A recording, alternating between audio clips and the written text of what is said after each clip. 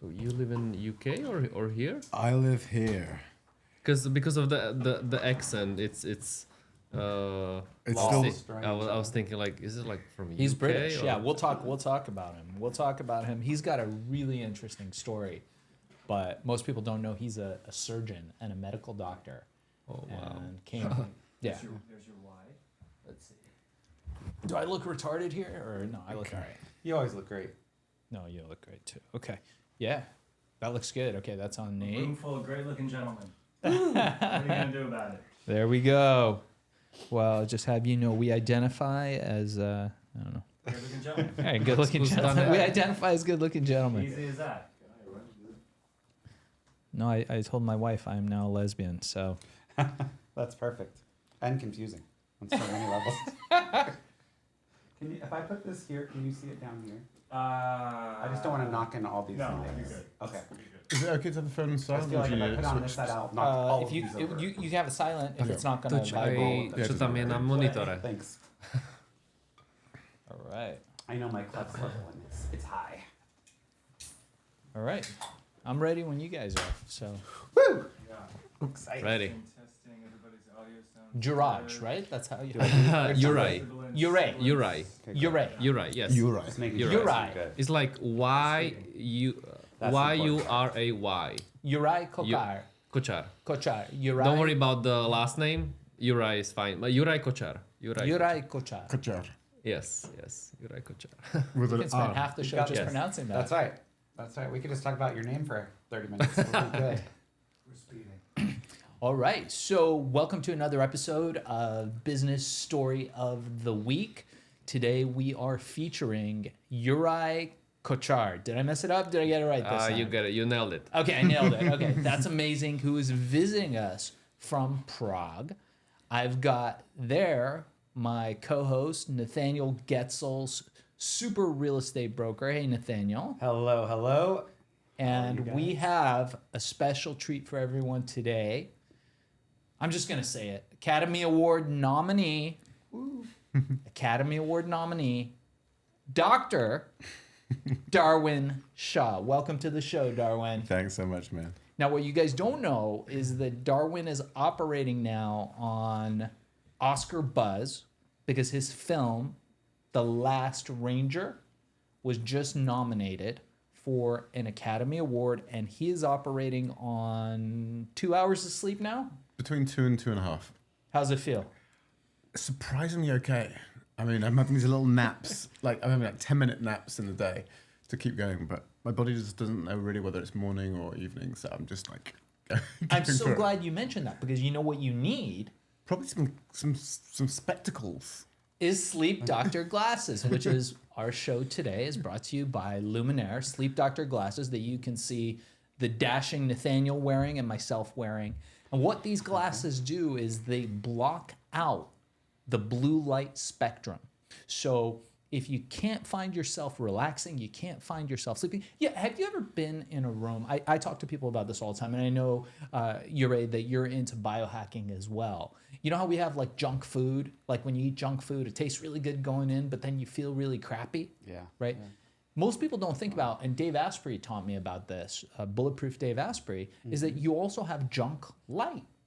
And the only way to safely block out junk light, none of the phone apps, none of that stuff works, is either being in complete darkness or wearing glasses that block out that blue light spectrum so that you can gently go to sleep. So we won't go too crazy into it. How do they feel? They feel great, and you know, I love wearing them during under these lights because you know I have all these different kinds of lights all the time, recording different things, and here it's just it's like my eyes feel relaxed and comfortable, and it's lovely. Even with all these bright lights around us, it's like a spa for my eyes. So I was at Disneyland the other day with my kid because it's something that we do, and now we've learned how to use ChatGPT. So by the way, ChatGPT makes Disneyland incredible. I have no idea how those things are connected, but I'm very interested. You have it make you an itinerary and map out where you're going to go at what times. So it knows based on all the information that's ever been written on Disneyland that you can go on this ride at this time, that ride at that time, and this is so it makes you an itinerary like it's a tour guide. And so we went to Disneyland, crushed it, did all the rides we wanted to do. And walking down the ride is one of your colleagues in your industry, Mr. Nicolas Cage. Now, of course, he was being escorted by, Disneyland's finest. But what I noticed about him was that he was wearing blue light blocking glasses. So I think it's a secret. So anybody that's interested, check out sleepdoctorglasses.com. Make sure they are the Luminaire brand, and you can also get them on Amazon. So, Yuri, I know you've flown out from Prague to share some of the greatest hidden secrets of Prague, which are this incredible honey that your company, Wise Earth, is making. What's new in the world of honey? What's new in the new world of the honey? So we are collecting more and more amazing feedback from almost all around the world. The whole Europe, the US. We are adding new product lines specifically for women. To fat burning ingredients and if someone is struggling with PMS problems, so we have a special blend for that. But what keeps us motivated and excited is the feedback. Because the honey and the blends that we use are proven by time in traditional Chinese medicine for more than 3,000 years. They use it as a medicine way before we ever discovered something in the Western world. So we just combine the best of both worlds and deliver it to customers. So it's tasty, it's healthy. Yeah, it can't get any better. Hold on. So I just want to get this straight. Not that any of us have women that are moody, nor that we know any, but if we did, is what you're telling me that the honey would fix that? It would optimize it. So the specific adaptogenic mushrooms that we use are their nature of them is that they balance the hormones. The hormones in our body. Okay, so rewind. First, before you go to that, tell us about the product. So the product is not just honey.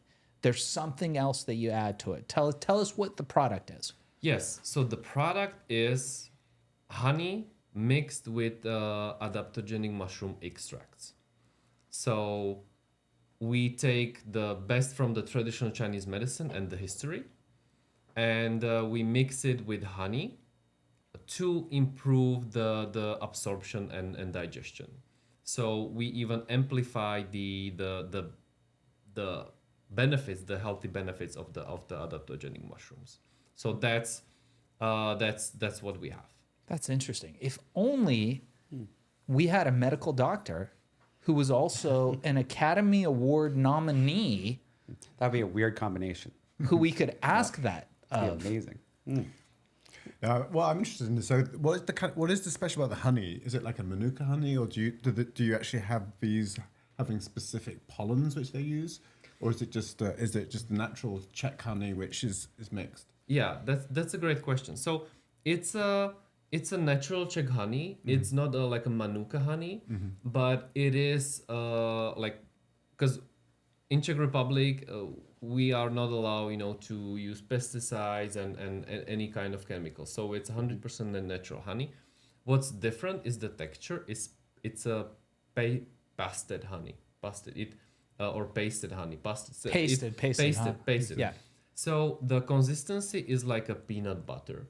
And so it's not like clear. It mm-hmm. does not crystallize. Mm-hmm. So it's consistent all the time, like peanut butter. Like set honey, we call it. Yes, exactly. And so we use 100% natural honey, and there are like lots of health benefits to honey, like, improving digestion and all of that. But in this case, we use it as a medium, mm-hmm. because the sugar from the honey, or better say the the beta glucans from the adaptogenic mushrooms, they Bind? they bind to the sugar of the honey, and the sugar delivers it into the bloodstream. This way it improves the absorption. Amazing. And it has like lion's mane or... Yes, of course. So there are, the top you can read about like almost everywhere. So there's chaga, there's reishi, there's lion's mane, there's shiitake, and and mitake as well. So And from my memory, I always imagine in the Czech Republic, like people going into the woods collecting like real, like, specific mushrooms to the region. Do you have sort of Czech mushrooms or like? we do, but we decided to go for because the history and the documentation in Czech Republic is not as long. So we decided to go to the millennial proven like history of from the traditional Chinese medicine where Chinese emperors were using reishi and some other adaptogenic mushrooms. So we went there. My business partner Daniel, that is sitting right there with us. So he went to China, and to pick the best factories and to make the best blends. Amazing. So Nathaniel, by the way, was completely hairless until he started eating Uray's. It was all that special honey mushroom. So funny enough, last time we were here in this studio, we walked out and smelled like a barbecue. It was not a big deal. And we walked outside after the show that we were doing here, and the entire backdrop of Los Angeles was on fire. And it's one of the crazy things as we sit here in the studio that a lot of LA has burned down. And Nathaniel, I wanted to get a little bit of your thoughts on that today on the show of what's going on in the Palisades. We lost a house in the Palisades. Malibu, PCH is wrecked. Calabasas, I don't know about Calabasas, but I know Malibu. So what's the state of, give us a brief state of LA. Yeah, so, it's interesting because when you're driving around during the fires, at certain neighborhoods, it's like a war zone, and, you have the National Guard, and it looks like the world's burning down, and then you drive 20 minutes away, and you're like, people are going around buying groceries, and it's wild. But I think what a lot of people, and it's a horrible tragedy. People lost their homes. People lost, collectible family heirlooms, things that can't be replaced. So there's that aspect of it. And now you're kind of watching, not to be funny, but to watch the dust settle, if you will. And a lot of these areas, they're very unique areas, right? Both Altadena and the Palisades, very unique areas for LA. And so I think what's going to happen is, currently it's a mess, right? It still looks like a bomb went off in a lot of these neighborhoods. Yeah. And, now you're going to start seeing the cleanup efforts, and it's going to get cleaned up. And over time, these are going to be the most desirable high-end neighborhoods in the state, in the country, because what's going to happen is, these were mainly older homes, right? Very historic areas, sure, steeped in history. Ours was from 1910. Yeah, 1910. Most of the homes in the Palisades were built between about 1915 and 1970. Mm-hmm. So maybe 1920. Maybe ours was from 1920, but yeah. Yeah, but right in there, in there. Yeah. There were some a little older, some a little newer, but for the most part, that was the range. And they were all wood homes, classically built, and now they're all going to be built with the newest construction. The newest construction, the fireproof roofs and the fireproof materials and all that. But remember, in the way property values work is the land never depreciates, only the structures. So now you're going to take land, which is some of the most prime land in the entire country, with views, by either by the ocean or even those other areas, they have beautiful views, very desirable places.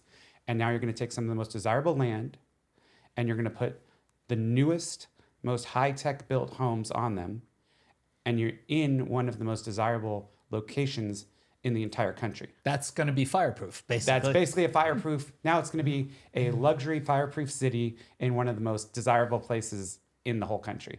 So, and it's a whole community, because the thing, a lot of these older communities, you know, there's high-end beautiful homes that are worth tens of millions of dollars. And then there's the older homes that are worth less. This is going to be all brand new, gorgeous, high-end fireproof homes. Okay, I know where you're going with this. I want you to hold on to that until you've had some of your Ray's honey, because I know last time we gave it to you, you were calling me in the car. We talked for an hour and a half. We you did. were That's like, true. I was like, what did this man give you? I mean, seriously, this stuff is magic. So I don't It's know what it amazing. is. So we're gonna go into that. I want to really quickly turn to the doctor now. For you guys who don't know Darwin Shaw and his story, lead bad guy, the first bad guy in Casino Royale, James Bond. He was in Prince of Persia. Ooh. Darwin moved to the United States from England, where he left a job as a medical doctor, as a surgeon in, correct me if I'm wrong, King's Road College, London, England. Nearly. King's College London, yeah. King's College London, from a Pakistani family, which by being a doctor, you had reached the height, the dream of all Asian parents. Well, it's a mixed race family. My dad was Pakistani, my mum was English. Yeah. But you left the security of that to come here. And I remember you and me joke about this a lot, but I remember you were in my house, an aspiring actor, basically sleeping in my guest room in Venice, going, dude, I'm going to make it if it kills me. I remember you had the artist way and you were gonna make it, and you did. And now as we sit here, and you have been nominated for an Academy Award, which is a huge deal. It's the accent, isn't it? It's definitely He brought the accent with him. it's the accent. If you walk sells into a everything. room where there are females, it's just not fair with him in the room, Yeah. because all he has to do is start talking. I mean, it's not enough that he's like a good-looking Adonis of a man and Okay, as a no, movie no. star.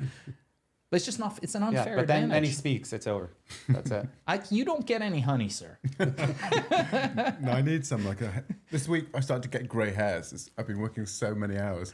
So I need does it do anything for your hair? I'm not sure. You know, Just go with yes. Yeah. You should try it. You should try it. You'll see. I'll report back to you next week. Yeah, yeah, definitely. I'm glad we're not talking about erectile dysfunction.